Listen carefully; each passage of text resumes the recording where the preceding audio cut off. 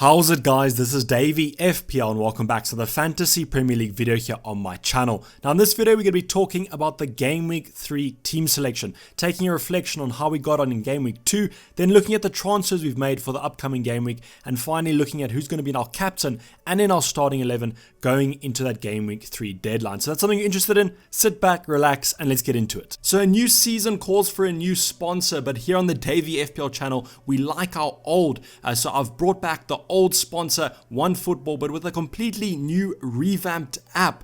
Yes, OneFootball has gone over a complete marketing revamp, new logo, new everything. I've checked it out, looks really good. They kind of took the old app but just made it better, so I'm really appreciative of that. If you want to go check them out, link down in the description below to go download the app. If you don't know who they are, they're the biggest app on iOS and Android, so go check them out. I personally use them, so I can recommend them from a personal level. So this is how we did in Game Week 2. We managed 69 points, quite a lot more than we managed in Game Week 1, which was quite a welcoming score. Unfortunately, it wasn't as big of a green arrow. Maybe a 4 million green arrow would have been pleasing, but it was about a 1 million green arrow, so we're currently at about that 2.8 million mark. Now it is only the opening 2 game weeks, but I would have liked to be a little bit higher in the rankings. I think this is one of my worst starts I've had in my previous seasons, but nevertheless I still have faith in the team, and I reckon that we can get up those ranks quite quickly, and hopefully these green arrows carry on flowing. Otherwise it's going to be quite disappointing. But overall the squad did quite well, as I said, better than the Game Week 1 score, so I was happy that I stuck with this squad and stuck with these players.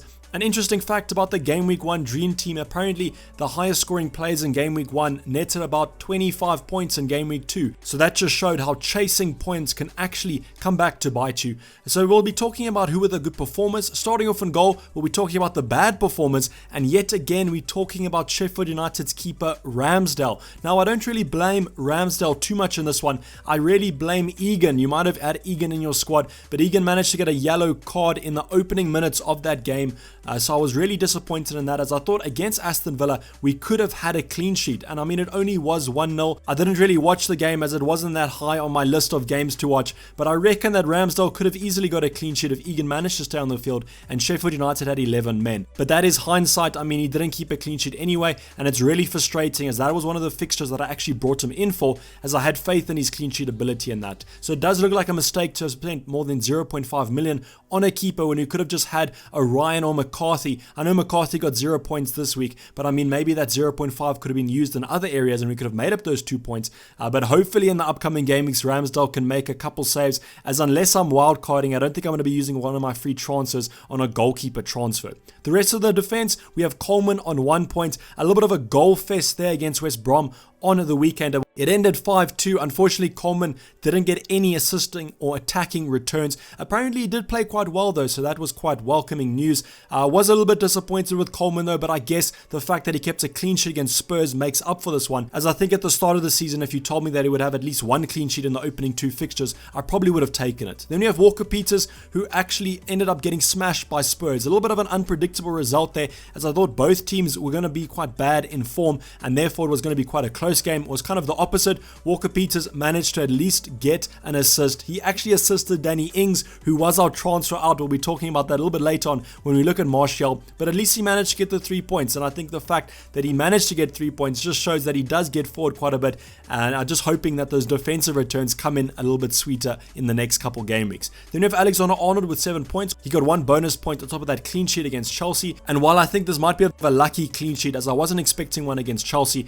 but they did get that red card for Christensen, and then I think it was just downhill for Chelsea from there. But was relatively happy with Trent Alexander-Arnold getting a return when a lot of people were taking him out of their teams and even wildcarding him out. The midfield got a little bit of excitement this week. Unfortunately, the captain was one of the lowest scoring ones. We got Harvey Barnes here with 13 points.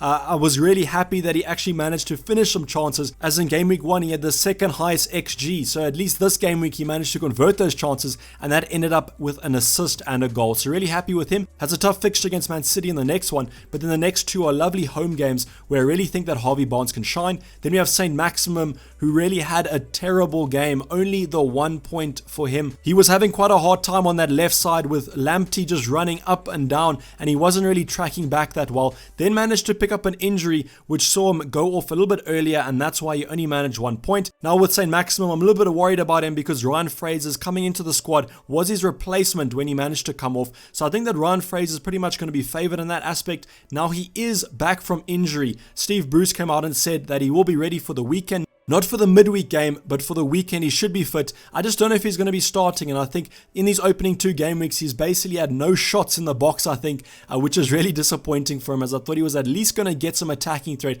where it looks like he's had none at all. Aubameyang was our captain with 5 points, only managed to get an assist. I think that West Ham game actually was quite tough for Arsenal. They didn't play at their best, and I also think West Ham were putting their all into it, which managed to show when they only managed to lose 2-1, where I think a lot of people were predicting more. The stats all showed Aubameyang should be our captain, so I'm not too disheartened on this one. While there were other opportunities in our own FPL squad for better captaincy, I think overall Aubameyang was always going to be my captain, and that was always in the plan, so I'm not too disappointed in that. Then we have Sadio Mane, finally. I think we're just a little bit lucky that Mane managed to outscore Salah in this one. Salah only getting that 3-point appearance because of Mane's headed goal, and then also catching out the keeper Kepa with a nice little converted goal there for the second. Now with Mane showed that he is still in form, and I'm hoping for the upcoming game weeks that he's going to do quite well. We flushed out a lot of the owners. I think he's under 10% owned right now. For a Liverpool midfielder, that's absolutely crazy. So hopefully he'll continue this form into the next couple games, and then he'll be looking like a good option. I do think Salah over the rest of the season though is the better option to go for, and I think there's going to come a time when I stop hoping that Salah doesn't score and Mane outscores him, and I just bring in Salah to ease my mind.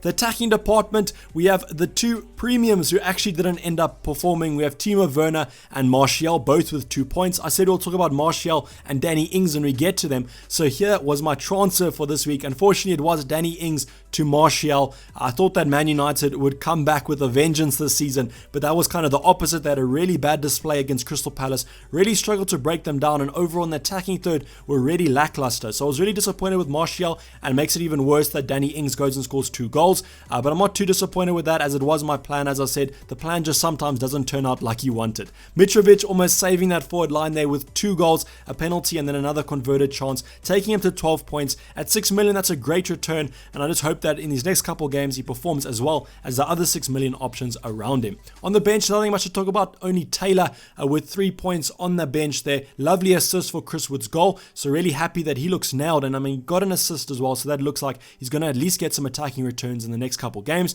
Basuma had a ninja kick, which led him to get a red card. It's a little bit sad for those of you who played him, but I think that in the overall game, he looked quite good, except for that red card, obviously, and he'll be back after his suspension, I'm sure. Ferguson, there's been no news about him, which is a little bit disappointing, as I don't know if it's worth having gone for him over Mitchell. I'm just hoping that Ferguson comes back from his injury and that he ends up starting for Crystal Palace, as defensively they're actually looking quite strong. So the 2 transfers this week have actually been confirmed already on Twitter. I also wanted to mention, if I tweet a transfer on my Twitter page, it is confirmed. A lot of people are asking in the comments, is this confirmed? I only post confirmed news, guys. I'm not here to fool you or mess you around, so don't worry about that. But we've done Aubameyang to Kevin De Bruyne, my favorite Man City option. If you want to know why I went for De Bruyne, go check the Game Week 3 preview down below. I went over quite an in-depth analysis of Sterling versus De Bruyne, and I just favor him for his penalty threat and his more advanced position that he seems to be taking up in that Man City formation. Now, the other transfer we did was St. Maximum to Podence. This was for a -4 hit, so we are taking a hit this week, but I just was a little bit worried with St. Maximum. He's going to be dropping in price. I think Podence will go up in price as well. So with St. Maximum, I'm worried about his injury and then also his game time, and with Podence, he just was such a threat against Man City, and I think he's definitely part of that Wolves game plan, and he seems to be getting behind the defensive line quite a bit, and if he can just convert those chances, I think he's going to be a great option at 5.5. And then also the reasoning behind this transfer, it was a hit. This isn't for one single game week. This is for the upcoming game weeks. I took an analysis of my team selection for the upcoming game weeks, and I discovered that I could start Podence over other players that had worse fixtures. So I think in the long run, this is going to be a good transfer, and hopefully he pays off this hit. So these have been the 2 transfers. They were confirmed. Now this is the lineup for the next game week. I'll be going over it briefly and just talking about what my expectations are for this upcoming game week. So with Ramsdale against Leeds, it is a home fixture, but it is against Leeds, and Leeds have been on an attacking threat from game week 1 against Liverpool. They just seem to be attack, and I really worry about Sheffield United's defense being under that much pressure against a team that really has nothing to lose. So with Leeds, I don't think this is going to be a clean sheet for Ramsdale. Hopefully he can get a couple of save points here, as that'll be most welcomed over his recent performances. The rest of the defense are looking quite good. We have Coleman against Crystal Palace. Now Crystal Palace have been quite good attacking wise, but I think against Everton they're going to set up like they did against United. Sit back, can maybe take some counter attacks, and I don't think it's going to be as successful as it was against United with Everton. So I'm hoping for maybe some defensive returns here from Coleman. Alexander-Arnold against Arsenal. Now it is a top 6 clash, but it's going to be quite tough, and I think that Arsenal historically have always scored against Liverpool, so I think it's going to be quite a tough game for Alexander-Arnold to get a clean sheet, but maybe an attacking return can be on the cards. And then with Taylor against Southampton, I am playing Taylor over Walker-Peters because it is a home fixture for Burnley, and I have a little bit more faith in that Burnley defense than the Southampton defense. The midfield has been reworked here. New signings De Bruyne and Podence come in here. Podence has a lovely fixture against West Ham, and then De Bruyne has a nice fixture against Leicester. And Leicester haven't been as defensively strong as I think most people were thinking, and I think that De Bruyne can easily get a return in here. He even has a captaincy option that I do think could come in handy if you guys want to go for him. We have Barnes against Man City. I'm playing Barnes because I think with his recent attacking threat, I definitely think he can get something against Man City. And that Wolves game kind of kept a little bit of faith in me, and it showed that Man City are quite vulnerable to some chances.